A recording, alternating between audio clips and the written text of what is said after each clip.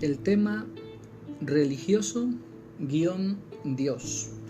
En estos audios que van a estar acompañados con una imagen de la obra de Julio Verne o un dibujo que Juan Francisco Trujillo Rojas elabora, un dibujo en la pared, además del Nautilus, de la fragata Abraham Lincoln, de ciertos símbolos de la isla misteriosa, de ciertos símbolos también de 20.000 leguas de viaje submarino. Además, por ahí un par de pinceladas de una obra pequeña de Julio Verne, muy interesante para una novela juvenil que se llama El capitán de 15 años, de una expedición en África, cautivos. Y por ahí algunos elementos de 5 semanas en el globo, un pequeño collage, va dibujado con gis en la pared, va a hacer compañía a este audio en donde abordo el tema de lo religioso y Dios. Son dos temas que se conectan y curiosamente no se conectan en Dios, se conectan en el concepto de verdad, que ahorita lo vamos a ir disolviendo. Para este tema, para este comentario, para este audio, normalmente a nuestros días o en nuestra cotidianidad el debate está entre ateos y teístas, es decir, creyentes y ateos. Y en medio están los gnósticos, que son aquellos sujetos que suspenden el juicio, o aquellos sujetos que están en medio de la discusión y que dicen que el ateo es un dogmático y que el teísta es un dogmático porque ambos sostienen un dogma. El ateo sostiene que no hay pruebas evidentes de la existencia de Dios. El creyente, el teísta, cree que hay pruebas suficientes, demostrables a través de la fe, en un ser superior llamado Dios. Los agnósticos, en medio de esta discusión, creen que ambos están mal y que lo que hay que hacer es que suspendamos el juicio y que tengamos abierta la bisagra a estas dos posibilidades. Hay posturas en torno al ateísmo y al teísmo bastante inconmensurables. No es lo mismo que discuta un mormón con un científico de Harvard o del MIT, o que discuta un científico del Instituto Histórico Sociales de Jalapa con el obispo de Jalapa o de Orizaba o de Veracruz. ¿Y por qué no es lo mismo?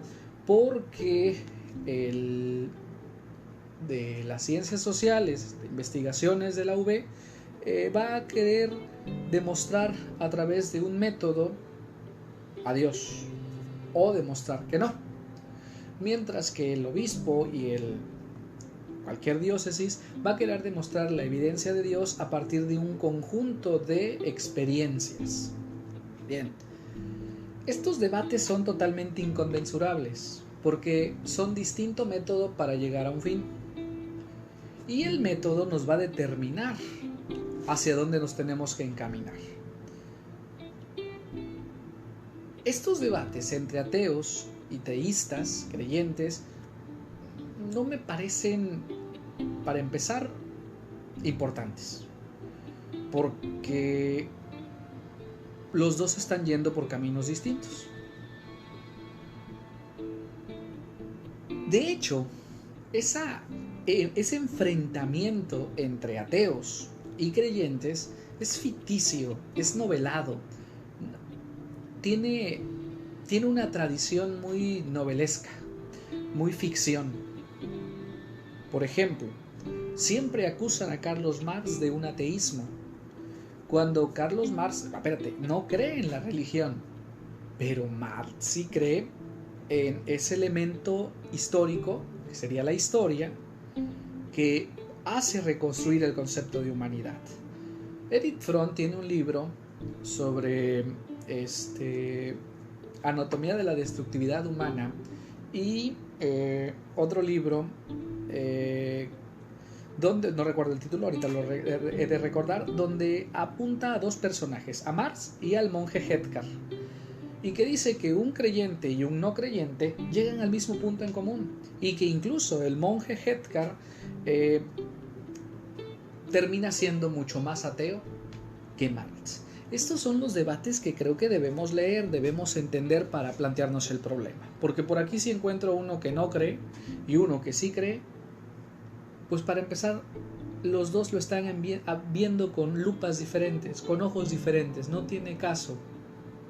Pero cuando nos encontramos cosas como el monje Hedkar y Carlos Marx, o como Copleston y Bertrand Russell, o como Carlo Maria Martini y Umberto Eco, el debate es muy importante porque sí se están enfrentando dos posturas del mundo y que esas dos posturas, una está exhibiendo cómo lo ve y la otra está exhibiendo cómo lo ve. Es decir, cuando nosotros leemos estos autores que ya mencioné, es interesante darnos cuenta que no están poniendo en descrédito al otro, como lo haría el obispo o como lo haría un investigador con poco calado, ¿no? Sino que están observando cómo van caminando hacia el punto, mientras que los otros ya saben, te quiero convencer de una creencia, entonces ya no hay una reflexión, hay una propaganda. Bien, pero vamos a ir un poco más allá. Cuando se encuentran estos debates, bueno, ya sabemos, uno intenta convencer, el otro no, pero me gustan más los debates que se dan dentro de la ciencia y los debates que se dan dentro de la religiosidad.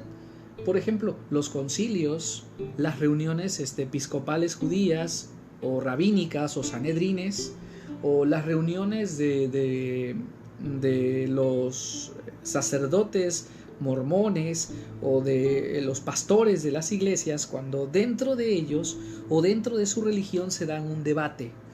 Y es aquí algo a lo que quiero entrar. El problema de la religión tiene distintas aristas o distintos caminos. Para empezar, no es lo mismo religión que religiosidad, porque religión es un conjunto de creencias estructuradas, con normas, con cánones, con lineamientos, con una doctrina, con un catecismo, con una tradición, con una cultura, con arte. Mientras que la religiosidad son las expresiones, por un lado, populares, por otro lado, las expresiones repetitivas.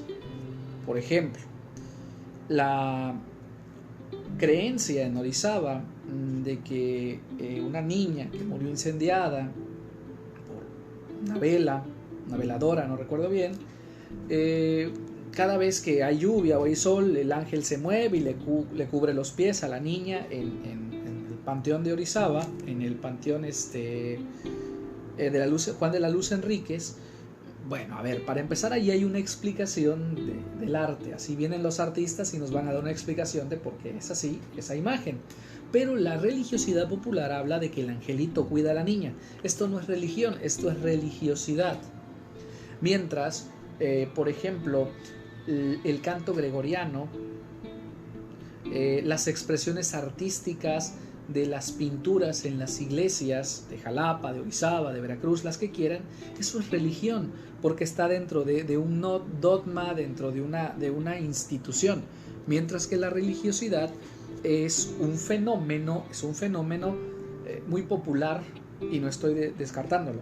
Digamos que es un fenómeno sin tanto ornamento o sin tanta reflexión. Ahora, la religión siempre nos va a remitir a la pregunta por el origen, es decir, ¿de dónde venimos? La ciencia también se hace esta pregunta, pero la religión lo va a responder más rápido. La religión lo va a responder con metáforas, mientras que la ciencia va a intentar dar respuesta a este planteamiento mediante averiguaciones, mediante planteamiento de hipótesis. Por eso la ciencia va a ser más tardada que la religión. ¿Por qué? Porque la religión tiene mayor andamio para crear una metáfora, para crear no un cuento, una narración, que la ciencia. Las narraciones religiosas pueden ser muy atractivas porque tienen la licencia de meter metáforas, parábolas, símil, hipérbole, hiperbátón, cacofonía, reiteración, pleonasmos, novela, cuento, lo pueden hacer, mientras que la ciencia no tiene esta posibilidad, es un poco más cruda. A lo mejor por eso la religión tiene mayor fama con respecto a la pregunta por el origen, que las versiones científicas, medibles, contables, a través de un problema matemático que nos lo haría la matemática o la física con respecto al origen. Y no solo al origen del mundo, sino a nuestro mismo origen. O sea, que la idea de que la cigüeña fecunda, la cigüeña trae al niño, pues es mucho más atractivo que decir que un esperma junto con un óvulo se mezclan y en un proceso de días intercambian código genético y se forma un cigoto, y que ese cigoto después se va a ir multiplicando y de que cigoto se volverá en feto y que será feto hasta el momento en que nazca. Pues es mucho más interesante decir que una cigüeña de París en nuestro vientre de mamá, en la cunita, ahí nos dejó, ¿no? O que las abejitas llegaron y con el polen a una flor la fecundaron, ¿no? Y esa flor es mamá. Que advertir una revisión científica, ¿sí?, sobre la fecundación. Lo mismo pasa con la medicina naturista. Yo le creo más a las narraciones populares de tómate el té de crucetillo porque esto te va a curar, te va a sanar, que hacer una revisión y explicar que el cuerpo necesita hacer síntesis vitamínica para desarrollarnos y que a veces es necesario complementarla con vitamina químicamente elaborada, que es ya una síntesis de productos para lograr la vitamina, la proteína. La gente de manera popular cree que el ácido fólico es una vitamina, el ácido fólico es una síntesis vitamínica, ayuda a la síntesis vitamínica. Pero estas metáforas religiosas o de religión con respecto a la medicina, pues son mucho más atractivas que el planteamiento que nos puede hacer la ciencia, ¿no? En este sentido, hay un problema. El hombre va a ordenar. El hombre va a ir ordenando sus creencias. Y en la modernidad, Dios tiene un problema. Dios ya no es el gran ordenador. Tampoco la religión, sino va a ser las religiosidades las que van a ir ordenando. Las religiosidades son las que van a ir ordenando nuestro sistema, ¿sí? La religión, vamos a entenderla etimológicamente como releer y religar. Releer, ¿por qué? Porque la religión constantemente va a estar leyendo el mismo libro. Si ustedes van a la misa, cada 3 años se repiten las lecturas, se repite la Semana Santa, se repite la Navidad, se repite la Pascua. Si nosotros escuchamos los sermones de los predicadores de las iglesias pentecostales, son repetitivos, reiterativos. ¿Por qué? Porque están releyendo. Y eso significa religión. La religión tiene que releer su texto, su libro base. Las religiones del libro, como son la musulmana con el Corán, la judía con la Torá, y el cristianismo en todas sus dimensiones con la Biblia, pues son unas religiones del libro porque constantemente están releyendo. Ahora, religare. La religión, en su carácter de religare, tiene la intención de ligarnos con ese ser que imaginamos, con ese ser que suponemos. Es decir, la religión, si no te permite ligarte con esa fuerza suprema a la que se aspira, entonces esta religión no va a tener fama.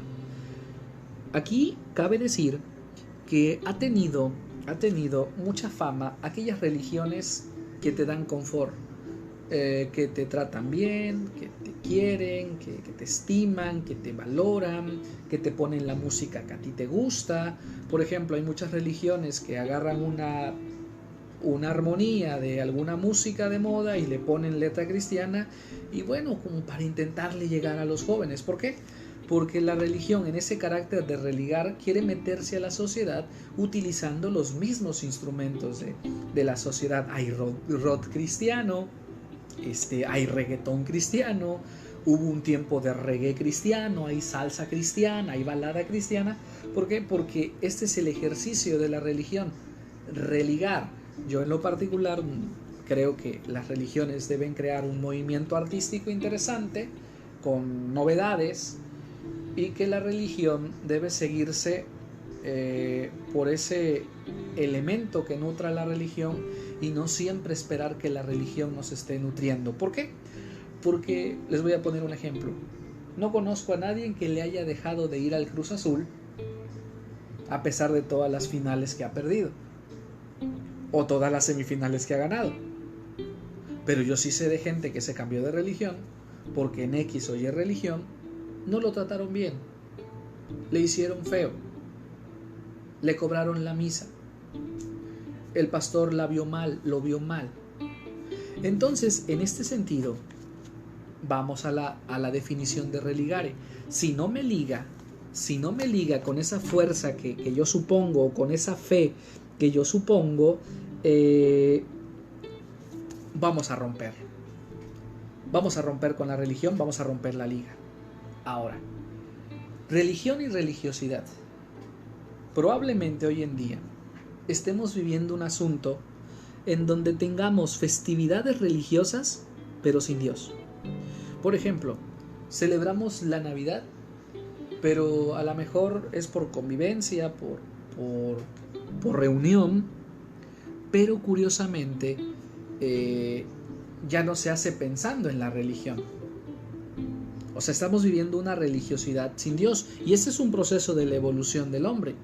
El hombre ya empieza a celebrar la Navidad, la Pascua,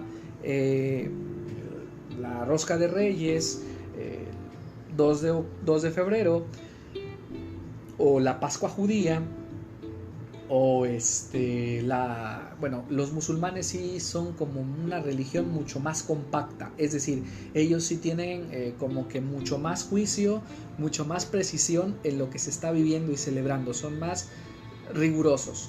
Los judíos, hay dos clases de judíos: el judío cosmopolita, que es ese judío que ya celebra sin Dios, pero no es antijudío, y aquel judío clásico, mosaico, de la tradición mosaica del siglo XIX, de un rabino judío, ¿sí?, que es un poco más legalista. Bueno, pues hemos estado llegando en estas épocas a que tenemos una religión sin Dios, una religión que celebra la esperanza, la confianza, la fe, pero sin estar pensando precisamente en Dios. Y aquí lleva dos cosas: lo secular en dos dimensiones. Lo secular entendido como lo profano o lo anticristiano, o lo secular entendido como aquello que está en la religión, pero que a Dios, con todo su andamiaje teórico, lo deja a un lado. Es decir, bautizamos de manera secular, es decir, bautizamos por vincular, y está bien, pero ya no estamos bautizando para que haya un nuevo miembro en la religión y se le lleve cada 8 días a la misa y se le acompañe en las fiestas de tal o cual religión, sino que se bautiza para que forme parte de un conjunto y haya una convivencia y se genere un vínculo de unas familias, ¿no?, a través del compadrazgo. Eso es secularidad también.